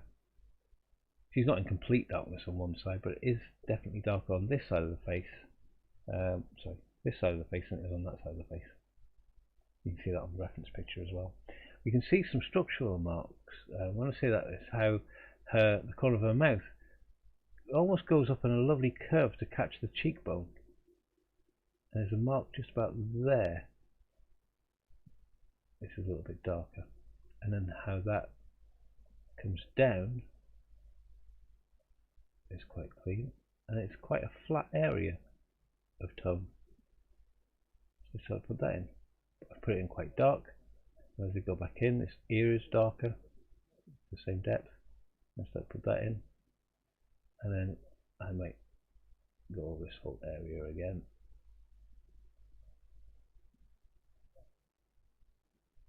So you can see how you can build up and manipulate the uh, the space and the light and the tone of things. I've got the structures down there, and I'm literally just finding my way around the drawing.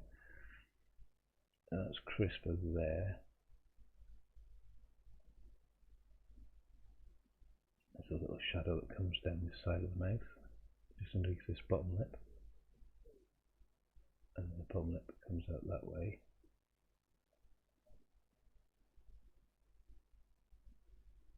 And then this whole chin, there's a shadow that kind of comes right way across this chin from there, all the way down to the underside of the face there.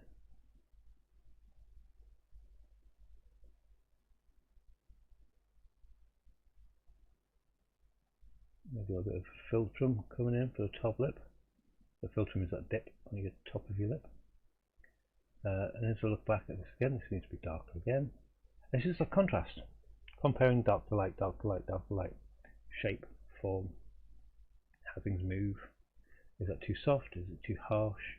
When I look at this, I think this area needs to come down here a little bit more.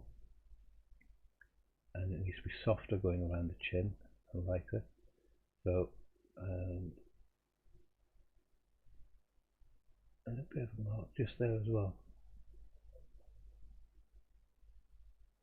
It's lighter on this side, so as I go back over this, it's darker than I had it on this side of the face. But when I go over it, I'm doing it in comparison with the right hand side of the face here, or her left hand side of the face, my right. So as I put this tone down, if this starts to appear the same tone as this, I know I need to go back over this a little bit again. So there's that kind of going over it and refining, going over it, refining, going over it and refining, and start to pull the face into its form. The drawing starts to coalesce. It starts to indicate, oh, this needs to be lighter here, darker there. This needs to move up and down a little bit, and you allow the drawing to develop as you go.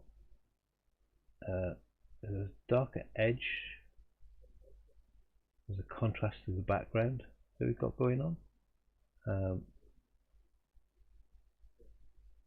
I think to the chin it stops about there and then comes across and goes back up again.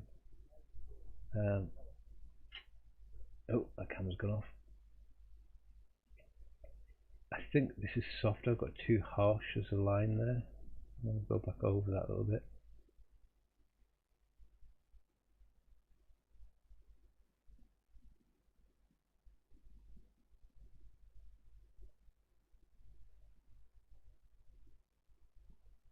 There's that little darkness over there where the ear is there. And again, so you can sort of see where I kind of moved around the face as I'm doing it, but I'm following the shapes and forms that I've built in for the structure of the head, and where I had some good placements last week. I'm just starting to mark out some of the areas that are darker than others to find the form, the shape of the shadows. And as I do that, I can kind of, as I go back over again for a second pass, you can really build upon that sort of light and darkness. Oh, Alex has been right. So this, yeah, for Unlimited. Tim Vermeer is a film, but inventor Tim Jensen's efforts duplicate painting techniques. Okay, in order to test the theory of Vermeer's painted with help of optical devices. Yeah, the camera lucida. Basically had a large curtain with a pinprick hole in it, which would work like a massive camera obscura, and it would then cast it onto, the light would be cast onto his canvas that he could then plot out his compositions and things. Now, it sounds like, oh, that's really easy, just projected it onto a canvas and drew it all out. It sounds easy. It's actually quite difficult. It's not as easy as you think, because your position has to stay the same. And if your position moves, the image on your canvas moves. So you have to be very methodical in that process. Mixing colours helped, but again, they were always a little bit darker than the real life, so you have to take that into account. So it's an aid. It wasn't a photocopying process of what was in front of him, and he was still a master of capturing light. And the introduction of optics certainly had a massive impact on the art world when people could actually see what they were looking at. You could people with bad eyesight like me could actually see what they were looking at, but also means you could magnify things. You could see the detail of stuff from a greater distance, so that could get introduced into the artwork. The softness of light was an interesting one. How light disperses and how it develops art. So the chiaroscuro effect, the very dramatic, theatrical almost style of Goya, and how that worked. You know, he set a sense of drama. How Rembrandt would use light, visually a feast. Now, not to say all these people used optics. It's observation, but I think the observation was aided by optics in some circumstances, where that vision was then translated into the process of people painting. Not that they were using optics to use in their process, but they being able to observe things through the use of optics changed art, I think, massively. It's a good book by David Hockney. Again, there's been some argument over its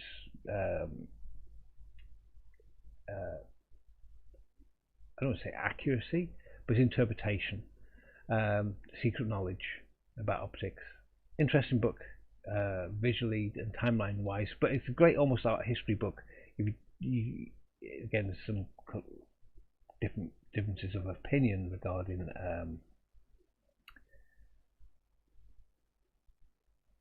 its accuracy, if you want to use that word. Yeah, but it's definitely its interpretation over artwork and how the introduction of optics changed art history. Because not everybody adopts new technology into their artwork, so there might be an element of old school still carrying on in a contemporary environment, and how that sometimes sees through and past the introduction of a thing. Certainly computers with Photoshop and using cameras has aided artwork in lots of different ways, but there's not to say that somebody drawing somebody from life still doesn't exist. It does, and it can work in harmony. It doesn't have to be one or the other. We're very sort of black and white thinking sometimes in the art world about what is good art and what is bad art, what is current and new and right, and what was old style, old school and obsolete. I think it's more cyclical than that, where you can kind of sometimes go in a full circle of what is popularism in art, and then settle on the things that are most interesting to you, the viewer. You're important in the whole mix of things. You are the art aficionados. You're the curators of art. Artists is just the mere doers of stuff, and we as consumers of art, people who look at it and enjoy it. Your preference for things is important. It gives you a social history context to it. I'm thinking back to there's a picture by I think Manet where it's got the very first identifiable logo. It's a bass symbol for a beer, because it's a picture of a woman stood behind a bar, and it's supposed to be the reflection of the man buying a drink from a lady who's a barmaid. But socially, in the history times, you got this logo which is identifiable, which is one of the early trademarked brand logos. So it captures a sense, a piece of history that he might not known have been that important, but historically and culturally, it's become more important necessarily after the fact. He might just see it as an interesting shape within the whole composition and go, oh yes, that new bass symbol, and put that in there. art has so much more about it than we could ever know, because won't be around in a couple of 100 years to see what impact artwork has and what new artwork is being done off the back of it. There's a timeline which informs the next timeline, So there isn't sort of we do this school of art now and then we stop, and we do this school of art now and then we stop.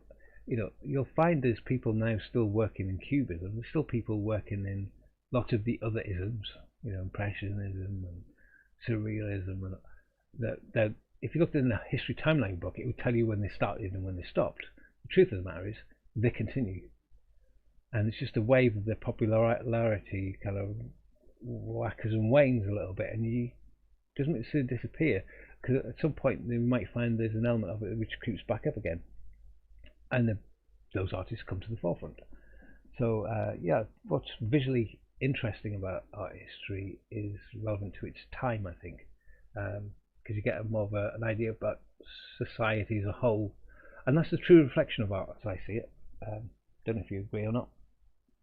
Very heady today. Get back to the drawing. You can see how that's starting to build up the depth of tone. Now, in comparison to the background, it's making this look incredibly dark. But as I start to put some of the darker elements into this face, it will start to make this look lighter. And what I can then do is go back in over, or I can do now actually, is go over this whole area. Go this way because I've got a couple of marks going downwards. Where this is darker here,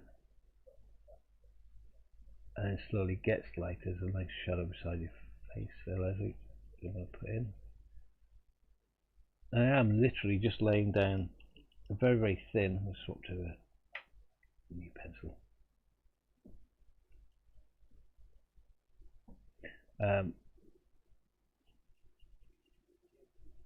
When I start to lay this pencil in, it'll start to soften this side of the head a little bit. It won't stand out with this line quite so much. I might even soften that line. It's lighter there, and as I start going back this way, it gets darker. There's obviously there's a bookshelf or something just on the right hand side. I might leave that out as well and just work with it tonally.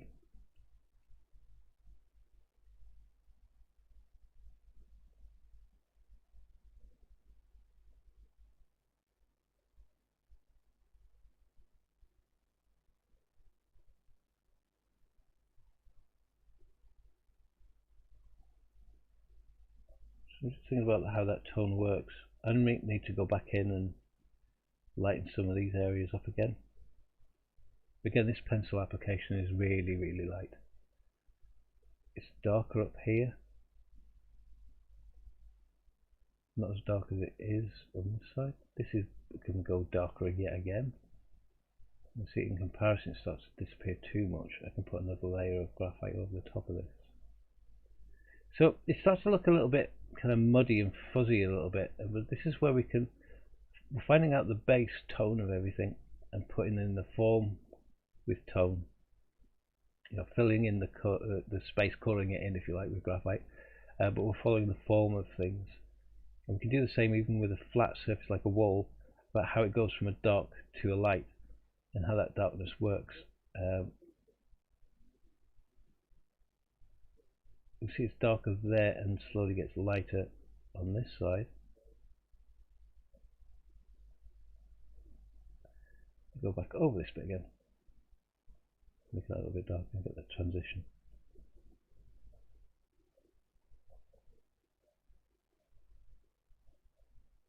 But when it starts to disappear into the roof, I know there's a crisper finish to the roof as to the back wall, so I know that this is darker, so I can go back in over it. So it's a case of going back over and over and over in contrast with the two layers. Obviously, when I was doing all that, I didn't seem to do a face, but there you go. Let's work that a little bit better so you can see it better. So this roof is that needs to be a lot darker. I'm not going to go as dark as I need to right now. I'm just putting in another layer of graphite over the top so I get the difference between this space and this space. I can start to see how this ceiling here is darker. I can then cut into it with the rubber and highlight some of the hair in that space. The tendency is, when you get to this stage, is to kind of blast through it and rush it too much, and it's an important part of the drawing as much as, say, the forehead. You know, if you don't give a sense of space or place to the head, a bit like remember I was saying about the shoulders. If you don't draw the shoulders big enough, it makes the head look too big. If you draw them too small, you know, draw the head like a giant shoulders, head's too small. Tiny shoulders, the head's too big. When the head is the right size, we're just drawing the form that's around it wrongly. The same with the tones in the background. We've got to have a balance to what we're seeing around it.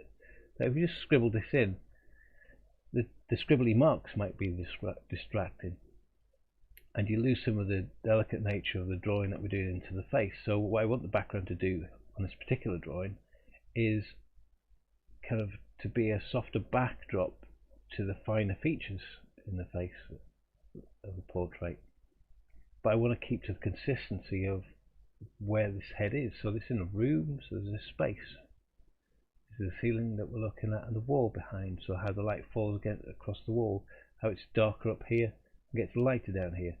So at the moment I've got a little bit of tone going on the wall, which you can build upon. I think it gets darker about here. Mine's a little bit too light as it comes down here. It's darker. There's a cast shadow from the cabinet, but I quite like it as a abstract shape, which I'm just going to keep but not put the cabinet in.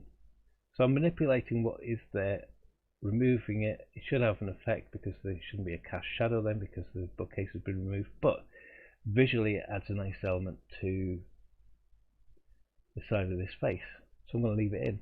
So I've got that choice, I've got that freedom. I am aware of it, but I'm still leaving in things that are relevant and leaving things out. You can make those decisions as you do your drawing.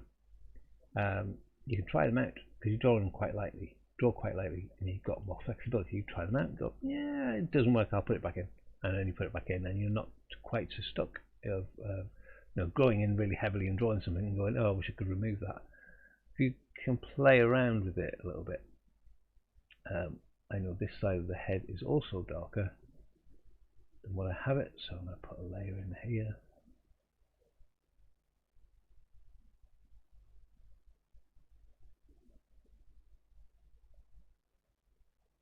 Building it up. I'm going to go over it with a brush in a second, just soften it down again. We're pulling all this graphite together, and then I can start to go in back in and refine it even more and put more graphite down. But I can use the rubber then to also sculpt into certain areas.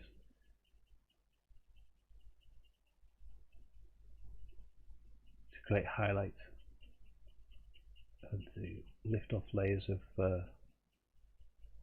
graphite. So I don't know if you can hear the pencil on the paper at the minute, but it's hardly touching it.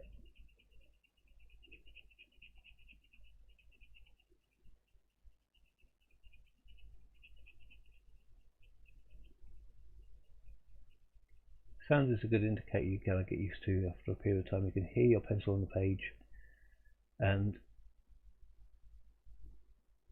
sometimes the sound of the pencil on the page is more of an indicator to the pressure than the actual touch of the pencil on the page, if you know what I mean. So you can hear that of the pencil scraping the paper, and I know it's quite light from its tone, from sound, and I can concentrate on that pitch. And as I want to increase the depth, know that that pitch has to change, so I might need to push a little bit harder to change it. It's a kind of, if you've been doing it for a while, it adds another layer of sensitivity to the graphite. I'm sure if you've been doing this for any length of period of time, you'll start to hear it. And again, this whole ceiling part needs to go a grade darker again, because as it starts to blend into one another, the edges of things start to disappear a little bit. Hopefully that all makes sense. Do say if there's something that you're not quite getting, don't be afraid to say, "Oh God, I don't quite understand what that means. Can you explain it a bit more to me?" Because I'm quite happy to do that as well.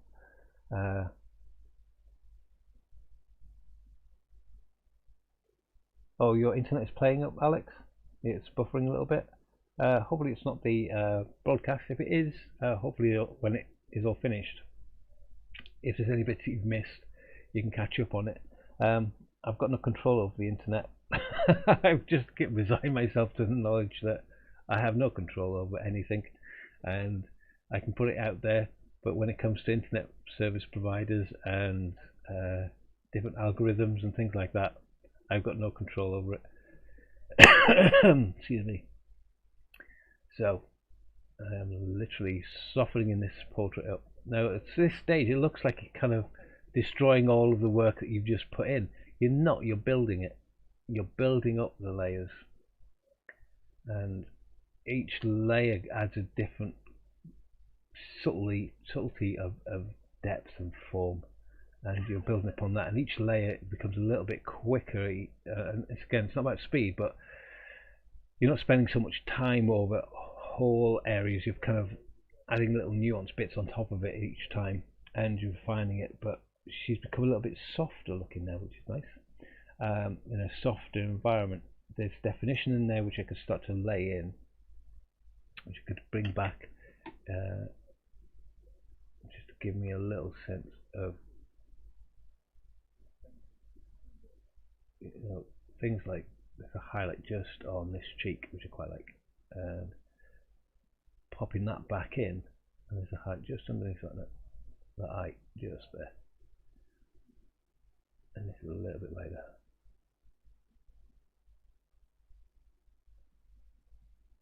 And a little bit of nuanced light on either side of that eye. Not just the highlight in the eye I can put in towards the end, but it helps me just keep a check on where the form is by putting some of these shapes back in.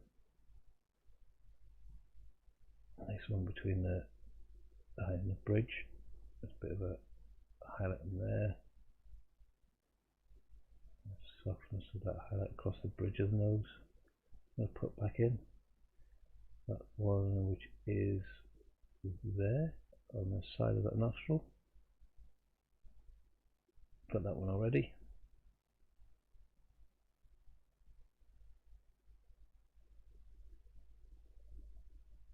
I'll highlight the lip that I'm going to pop in just to help me mark where things are.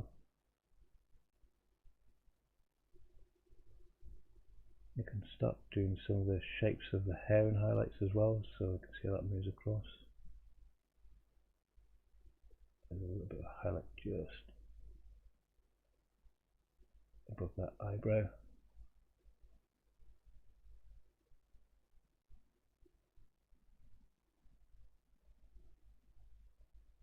A little bit of highlight just underneath that mouth there as it moves down, and again on this side.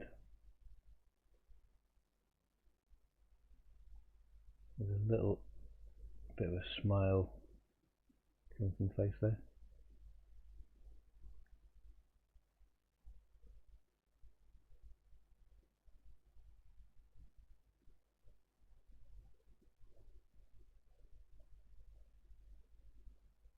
Got hair from the brush stuck on the page, so I'll get rid of that.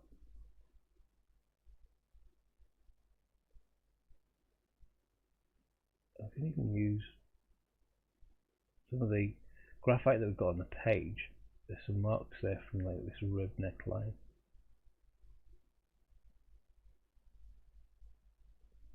And just by rubbing the lines in, I'm following the form and shape and flow of the top, almost like a contour line on a map. These lines can follow the shape and form. It's quite dense at this point. These lines kind of converge into more of a white solid block, and then as it comes around, get back more into linear lines again. So I'm kind of sketching that out, but you can kind of see there's a format to the flow of that neckline. It's crisper up here. Clean that a little bit more.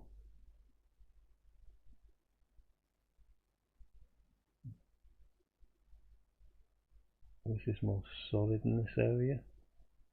We'll release some of the definitions and the lines of it. And it comes around there. It helps almost darken this area, and I've not added more graphite there. I've just lightened this area up a little bit. Now there's a slight difference between obviously visually on my camera and in real life because of the lighting conditions, etc. So you will not see no 100%, but you can kind of see what I'm working at, how I'm sculpting both the light and the dark in its shapes and its forms. I've got the positioning of things. What I do want to address is this bit here. I think that's crisper. You know where I've got it? So I'm going to help myself by putting that in and drawing it out. So I get an edge there. This is softer than I've got in, maybe a little bit too harsh. So I can tickle the surface with the pencil eraser and just soften that down a little bit.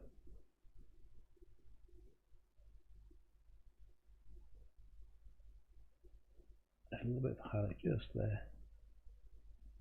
Just comes around the back of the hair on that side, and a little tiny one or two is a bit fluffy on this side. And then there's a line that comes around. Where I've got a dark line, it's actually a softer, lighter, whiter line. It comes around into the shape of the ear on this side. So this side of the ear is dark, this side of the ear is light.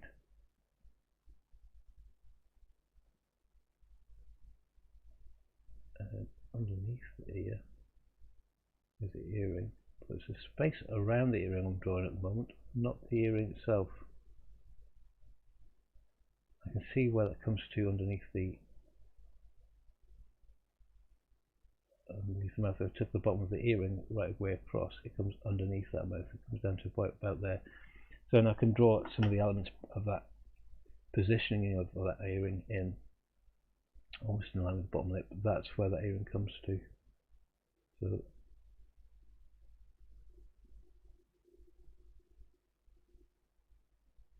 that's where the earring is. There's a slight indication to the bottom of the ear just there, really subtle shadow. Maybe too much detail for that one point at the moment, but I get to help me figure out the shape of this cheek here, because I think it's slightly more curved than I've got it. So I'm going to slightly just put that line in and just help me with a contour, because when I go back in again I can shade up to the depth of that shadow line that I've got there, and that the line will disappear and be absorbed into the more fullness of that whole shape around that side of the face. But hopefully you can sort of see that development coming on. When in doubt, switch it on and off again. Yeah, that's true for most things in life. But you can see there some of the subtlety that I'm starting to build into Alex's face there. Certainly the shadow on the right hand side of her face, along here, needs to be a little bit darker underneath, but it's subtle. It's still kind of shaded into this whole area. So I've concentrated on shading the area first before refining that edge again. I think this line is too dark that I've got there, so I'm going to lighten that line up a little bit. That's one of the indication lines of where the neckline was. I just think it was a little bit too dark to begin with. Soften it back, and on this side it's actually darker than I have it So I can go back in and darken it. So that's what I'm talking about. So this is what I've just put back in as a slightly darker line, and this one I softened. I can see the angle of that here. Now again, because you're looking at a slightly skewed angle, you're looking at it from kind of that angle, I'm looking at it from this angle. You might think, oh, that angle's not quite right compared to the photograph. But remember, we're working at two different angles on this. So yours and my perspective are slightly different. Because I think on your angle, the angle of that shirt is too far that way. On mine, it's kind of sitting more like that, which is the angle of her neckline on this part of her dress or top. So yeah, there might be slightly differences in line. Often when you're watching somebody doing a demonstration, you go, "That's not right. That's not bit. That bit still isn't done. That bit still isn't done." And I do it all the time when I'm watching demonstrations. There'll be one point that you just connect with, which the artist doesn't get to, and you're kind of going, he hasn't done that bit." But it's good because there'll be the areas that you can see which aren't quite right are your perspective or your vision. So if you draw them, you'd probably tackle that bit straight away, but there might be other parts that you haven't done. That's what's interesting. We'll all be given the same face to draw sometimes in competitions or in classes and things, but we will all draw it differently. That's what's interesting about it. People's vision turning into mark making, turning into an artwork. It's just your particular take on things. So that has brought us to 1 o'clock already. It's gone like that. I have chatted an awful lot, and we still haven't got Leslie finished. I'm going to be here next week at 11. That's not going to change. The week after that, I'm not going to be here. It'll be the first time in God knows how many weeks. What's that? Nearly 6 months work on every Saturday. Though I won't be here because we'll be away, and Cal will be here looking after the cats, thankfully. So the cats don't destroy the house. And then after that, we'll be moving this to 2 o'clock. But don't worry, next week we will be here, same time, same place, 11 o'clock, and I'll remind everybody then about the changes and times and things. But yeah, keep drawing. Any questions you have, any problems you have with your drawing, anything you would like to know, anything you'd like to develop in your work, let me know. Drop me a line. You can contact me via my Facebook page, Levoid Artist, and leave me a message. And let's see what we can do. If there's something you want me to work on, I'll do that. I'm here at your disposal. Hopefully that all works. Yeah, check out a couple of those films if you can. Come on, nicely, Lee. Thank you very much. Appreciate that, Michael. Thank you again for that kind gift. I haven't managed to get there yet, but I will be getting there hopefully sometime this week. To hopefully buy some more materials, so really do appreciate it. Very, very kind of you guys. Take care, see you again soon. And for those guys who have joined up to the art class in the Yards Art Centre, links on my Facebook page, and also in the chat bar. See you in real life very, very soon, even though it's behind a mask. Okay guys, so take care, and I